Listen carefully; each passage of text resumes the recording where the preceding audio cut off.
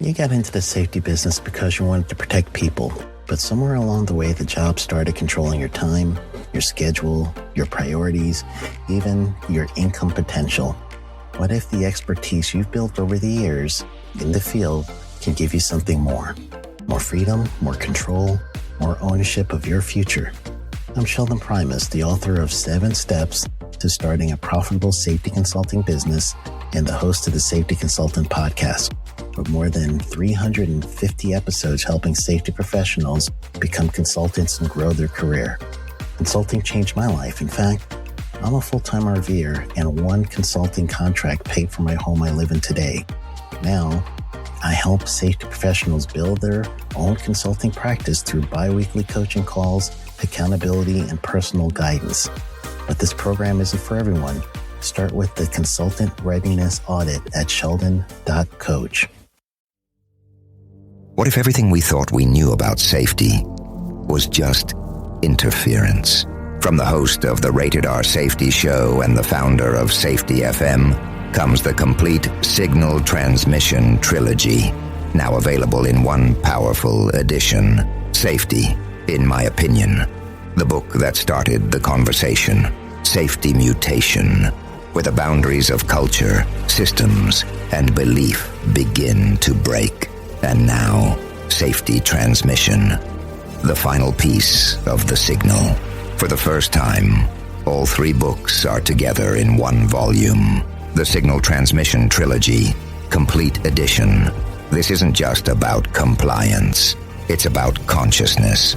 It's about decoding the way we think, lead, and live, inside and outside the system. Whether you've been following the signal since the beginning or you're just now tuning in, this is the version to own. Search Signal Trilogy on Amazon or visit safetyfm.com to get your copy now.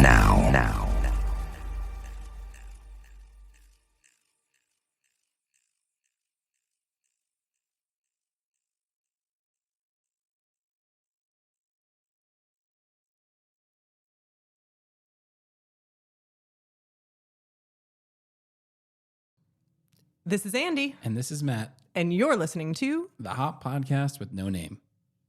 What a dumb name. It's so stupid.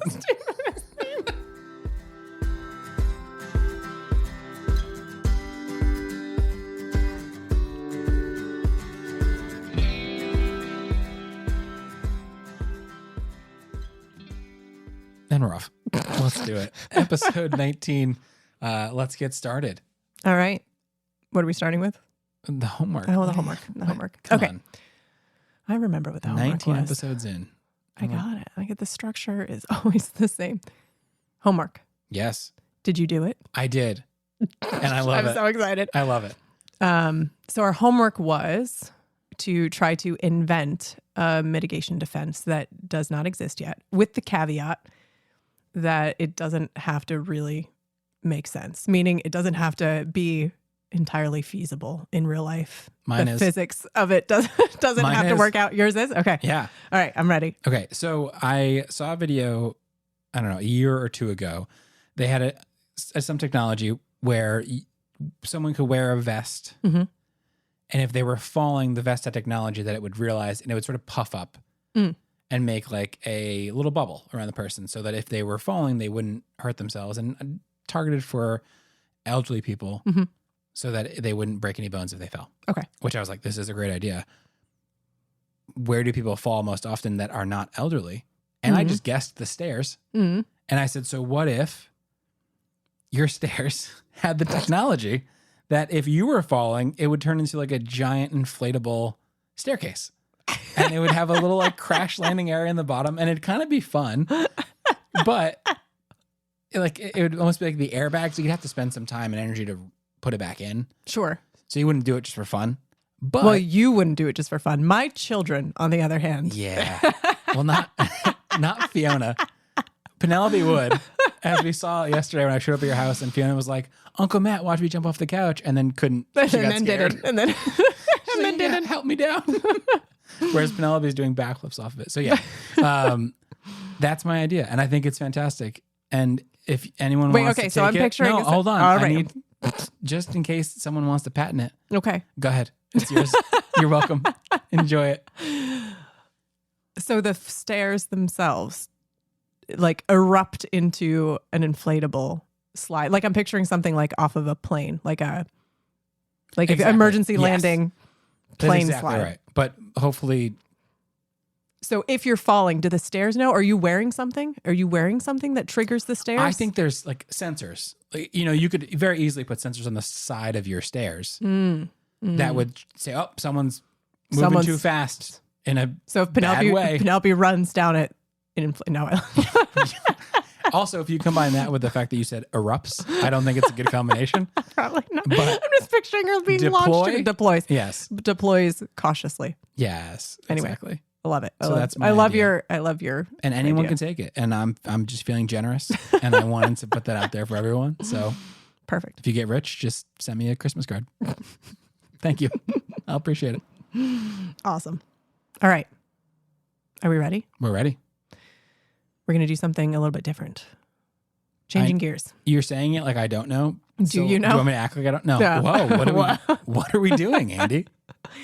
So what we wanted to do is we wanted to help folks be able to craft some language in order to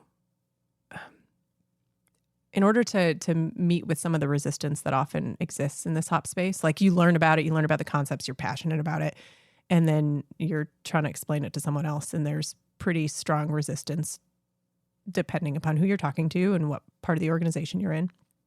So ultimately that's where we wanted to get to, was help people with some of that language. But to get there, we thought we probably needed to set the scene a little bit in terms of how organizations even start to adopt these concepts. Because at least in our worlds, we frequently get calls from folks who have heard what HOP is.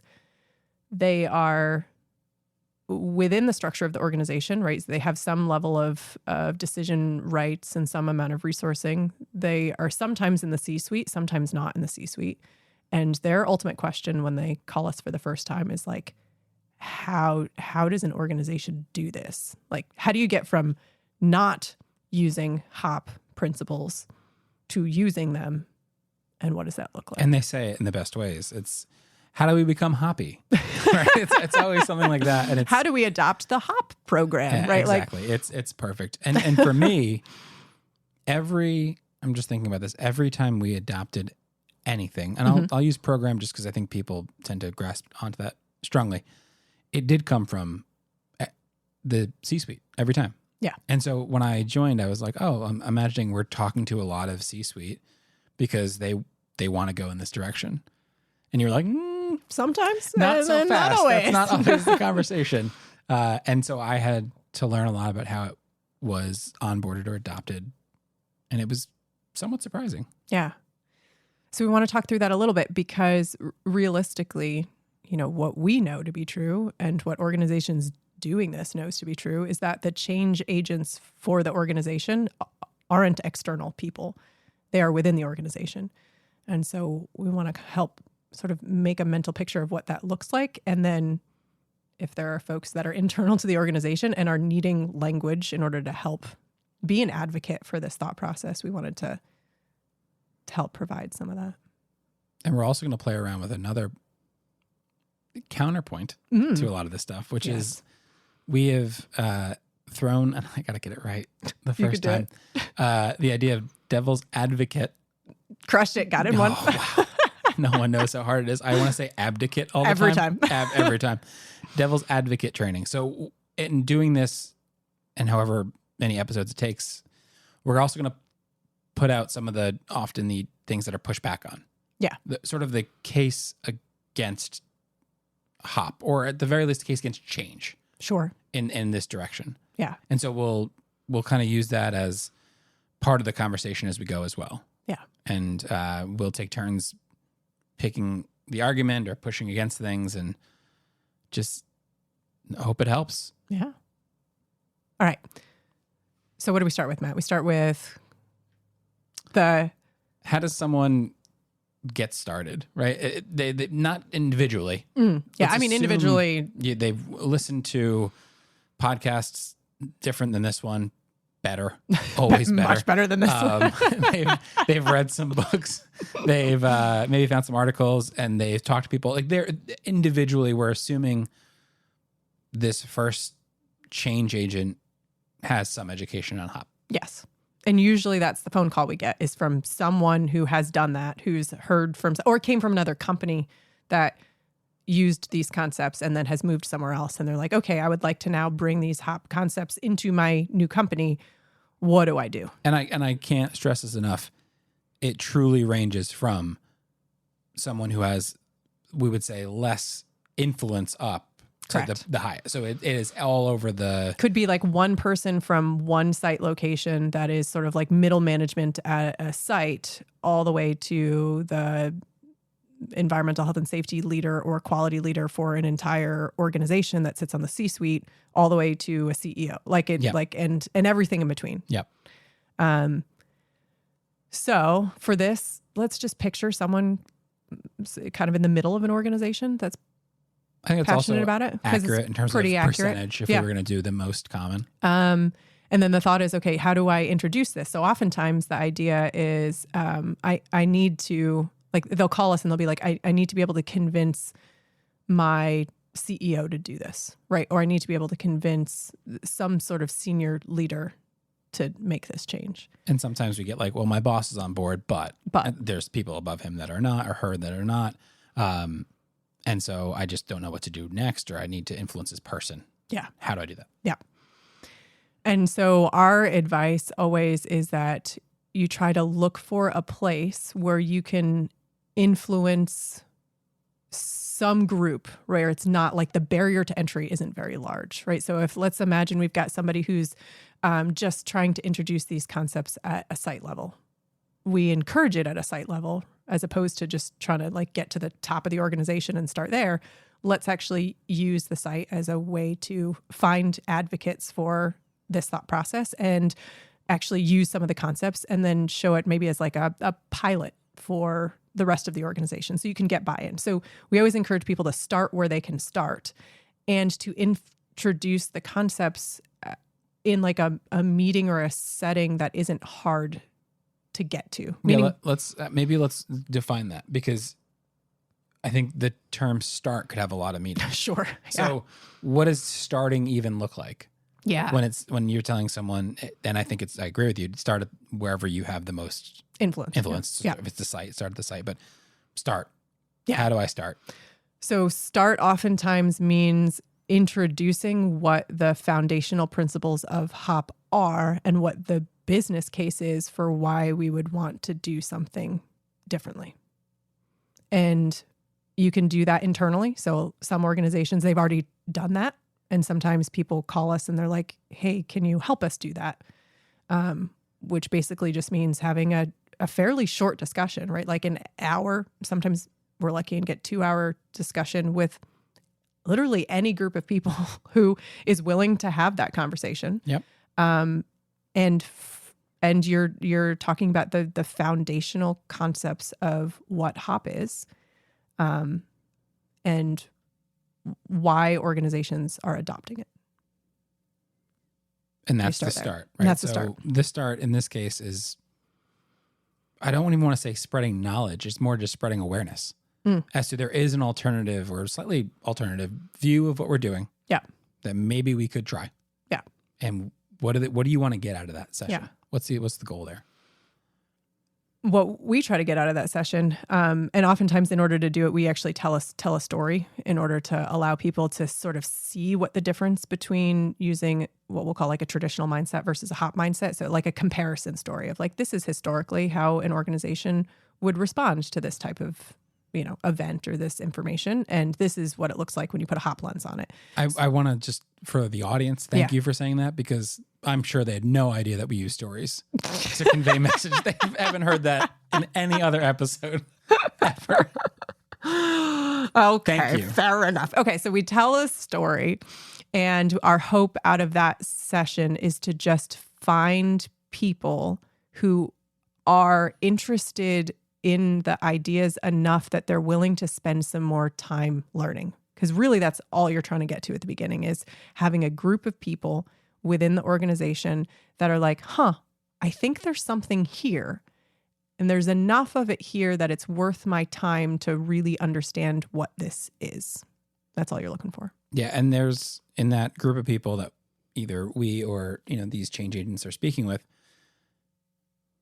there is a scale of people who this is just, wow, this just put language to what I've thought my whole career. Mm-hmm. And now I can use common language with everyone else. And there are people who are, I'll just put it politely, this isn't for me. Correct. I will never ascribe to this thought process my life. I like Matt and Andy a ton. They're great humans. This is not for me. Yeah. And sometimes it's not always that, but this is not for me. So the goal is not that we get absolute buy-in, that everyone leaves training. They're like, yep, wow. This is everyone, this is what we're doing forever. Yeah. That's not what the sort of goal or the outcome is. Yeah.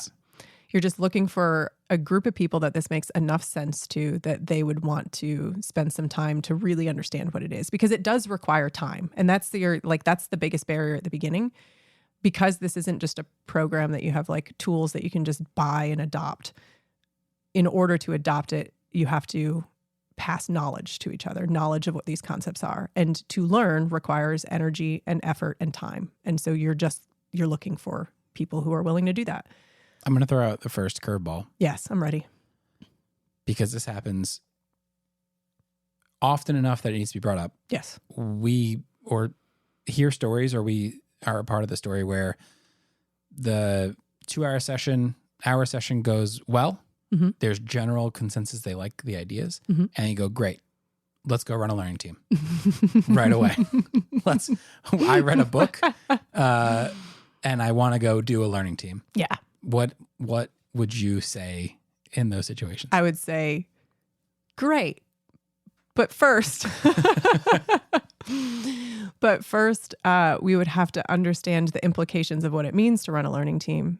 Because although it's fantastic to go run and operationally learn, and I don't want to discourage it at all, the difficulty with running a learning team before we have an understanding of what one is, well, there's a lot of difficulties, but the biggest issue can be the fact that you end up learning pretty significant information from folks that are close to the work. That could be things that historically we would have written people up for, or they would lose their jobs for, or it just like scares the crud out of us. And if we don't respond to that information well, like if we're not in a headspace to be ready to know that information will come, like if we hold a really good conversation, and we don't know what to do with that information, meaning like we don't know what to say, we don't know how to receive it, we don't know how to not have a knee-jerk reaction to it, then that might be the only learning team that we ever get to run. Yeah. And that would be sad, right? So and there are definitely stories of organizations who tried it and it worked well. Mm-hmm. But I would say more often than not, when they just jump in and they're not prepared to learn, it actually is like more of like a 1 step forward, 2, 3, 4, 5 steps 10 back. Steps back. Yeah. So so now we've gotten that. We've had that first initial mm-hmm. meeting at a site level. Some people are bought in at this being a good idea to learn more about. Yep. They decided they're not going to do a learning team right away. Now what? So ultimately what you're looking for in order to start doing this anywhere in an organization is a leadership team that has some amount of autonomy, that wants to spend the time to learn enough to go try this, right? So in whoever that group is that was having that initial discussion, your hope is that somewhere in that mix, you have like a service leader, or you have a plant manager, somebody who is in charge of something and feels as though they have enough authority to try something different, even if their entire organization isn't on this path yet. And it's that team of people that either someone external or someone internal would be working with to give them more about what the HOP thought process is, and then teach them how to operationally learn or how to run a learning team, so that you have a fairly autonomous group that has the mindset and the beginning of a skill set to go learn differently so they can design differently. And that's the group that starts to change everything in an organization. And what we hear most often, and actually the first time I ever was in person with you in front of a group, I think the only thing I said that was valuable, which was, can I get you more coffee? Who needs some water? Which was that your stories are fantastic, Andy, but they're nothing in comparison to the stories that in this situation, this imaginary site would have. Correct. It is such a different environment when we are talking to a team of people and they have their own stories that are going up in the organization, and all of a sudden it is such an accelerant into what's happening. Yeah. Yeah, because so someone external, what their stories do is they help start to craft a narrative of what could be. Like, this is, how other people are experiencing this. But then when you have a location or you have a group of people that understand the thought process enough and then have a skill set enough to go operationally learn, that's when that group starts to gather their own stories. And their own stories is not an example of what it could be. It's an example of what it is. Like, this is what it looks like for us, and this is why it's different. And then telling those stories within the organization becomes really powerful. Actually, historically, I've called learning teams the Trojan horse of culture change. And it's just because it's the stories of the learning teams themselves that start to, like, Matt's giving me a face. You don't like it? No, I like it. He hates it. I like it. I just don't know why the reference Trojan horse has come up so often in my life the past couple of days. And you said it, and I was like, something's going on. I gotta look into this a little more.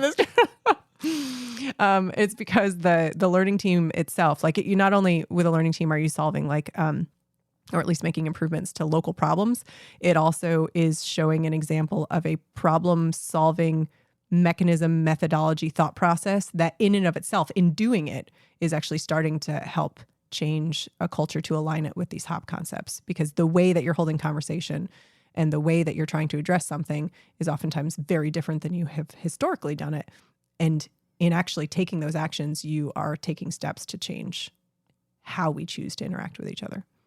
And I think it's important that you just said it's different than how we've historically done it. Mm-hmm. Because we will talk to leaders and they are very accomplished and they've done a lot of great things in their career doing what they've historically done. Correct. And that can be a hard shift to make. Yeah. And sometimes we have leaders who love change and they love trying something new and it speaks volumes to them. And some people are just really set in what they're doing and it's really hard to push them off that block. Yeah. So that's kind of why we want to spend time in this space, right? Because high level summary, what we just talked about, if an organization is trying to do this from scratch, right? You're finding any group of people that you can introduce some of these ideas to in order to find the people who are like, oh, this makes enough sense to allow them to spend more time to actually understand the concepts. And that group of passionate folks, you're hoping that you can find within that some sort of semi-autonomous team that not only is willing to spend, 8-ish to 10-ish hours understanding the concepts themselves, but then maybe another 8 hours understanding how to facilitate operational learning so that they can just then go do it. And in doing it, they see why this whole thought process is worthwhile doing. And it's those people internal to the organization that start to then spread the concepts outside of whatever their team is. And so that act of spreading that information can be very difficult to do, but it is much more valuable coming from inside of an organization than it is outside of an organization. And that's why we want to spend the time trying to help give language and words to some of the most common pushbacks that we hear when you're trying to help influence other people in your organization, like why you would want to give it a go, give this HOP stuff a go. Yeah, I think, and that's what we'll pick up next episode. I think we'll just spend a lot of time talking about, even the first thing that comes to mind is that's a lot of time. You just said a lot. Spend a lot of time to even get to a place to try something. Yeah. That may or may not work. We hear that often, right? We know this. Whenever we meet with someone, They are coming from a meeting, they are with us, and then they are going to a meeting. And actually, they had 4 meetings That were booked at the same time. Exactly. At the same time as our discussion. I with think them. what we'll do is we'll play around with this idea of like, well, what are the objections that we hear?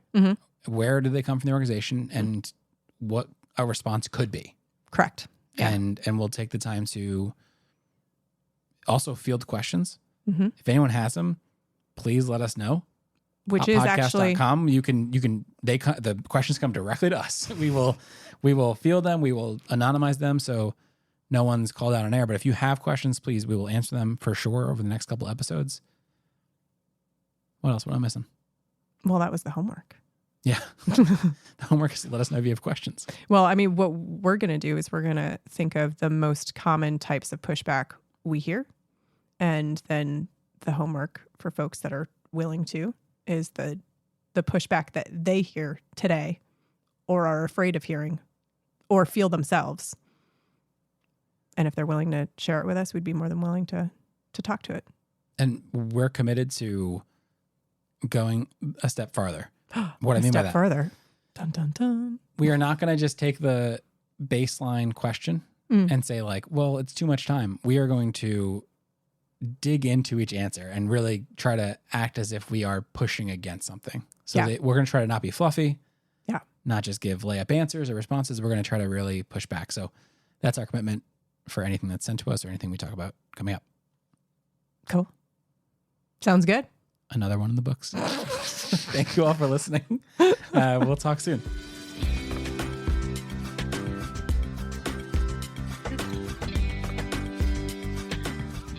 Well, that's it. Yep. Another one in the books. We did it. If you want to send us any of your thoughts, actually fling us any of your thoughts, you can do so at the website www.hoppodcast.com. That's HOPPODCAST.com. It's still such a stupid name. It's such a stupid name. We look forward to hearing from you. Thanks for listening.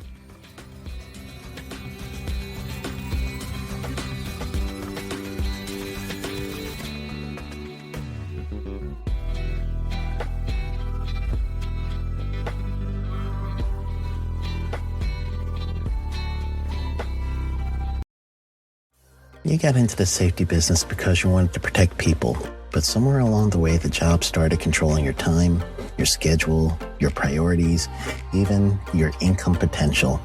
What if the expertise you've built over the years in the field can give you something more? More freedom, more control, more ownership of your future. I'm Sheldon Primus, the author of 7 Steps to Starting a Profitable Safety Consulting Business and the host of the Safety Consultant Podcast, with more than 350 episodes helping safety professionals become consultants and grow their career. Consulting changed my life. In fact, I'm a full-time RVer, and 1 consulting contract paid for my home I live in today. Now, I help safety professionals build their own consulting practice through bi-weekly coaching calls, accountability, and personal guidance. But this program isn't for everyone. Start with the Consultant Readiness Audit at sheldon.coach. What if everything we thought we knew about safety was just interference?